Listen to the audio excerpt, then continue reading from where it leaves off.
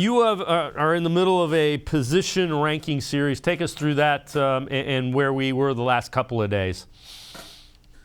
Well, I'll start kind of at the bottom at number 11. Number 4 is going to go up tomorrow, so you'll know by the morning what exactly positionally is going to be left. But at the bottom, I have running back at number 11. This is a group that's really got only 2 guys that to me are second rounders. Maybe Kenneth Walker, the third from Michigan State, sneaks into the first round, but that's it. And even then, the depth kind of falls off there. Tight end number 10, I think there's not going to be a day one guy like running back, but I think day 2, there's got a chance to be a good flood of them, whether it's Jalen Weidemeyer from Texas A&M, Jeremy Rucker from Ohio State, Trey McBride from Colorado State.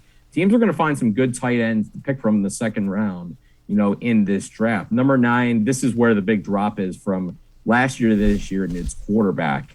Last year quarterback was number 1 for me, and they had 5 guys go in the top 15 for the first time ever. This year, you'd be lucky to get 2 with Kenny Pickett and Malik Willis looking like the cream of the crop there. And even after the top 6 or 7 guys, there is a massive drop-off where after day 2, after about the 6th quarterback goes, you may not see one go necessarily for a couple of rounds. So it's lack of top-end talent there and depth that sticks out. Safety's next up at number 8, and I got to tell you, safety's got maybe the most intriguing player to me in this entire draft, maybe the best one in Kyle Hamilton in Notre Dame.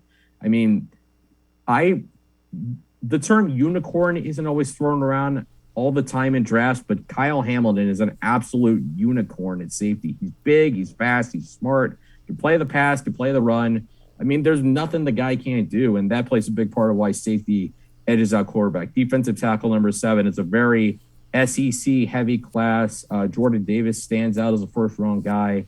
Devontae White, his teammate at Georgia, Fedarian Mathis from Alabama, DeMarvin Leal from Texas A&M. You're going to see those guys go off the board. But Leal's a first-round guy. I think Mathis and White could sneak into round 1. Mathis, I think, is round 2. Perrion Winfrey of Oklahoma, great week at the Senior Bowl. He's in that mix as well. Linebacker number 6, Devin Lloyd from Utah is the guy for me. Utah went to the Rose Bowl this year off the back of that defense, and Devin Lloyd was the heart and soul of that defense. He's a true 3-down backer. He can really cover. That's improved as well as he plays downhill. And then second in that group, the Kobe Dean from Georgia. I like his game. It reminds me a lot of Jeremiah Owusu-Koramoah, both in size and style. And just went up today, interior offensive line, number 5. Tyler Linderbaum from Georgia has got a chance to be the highest drafted center since Steve Everett in 1993 went in the top 15 and was a Browns pick, by the way.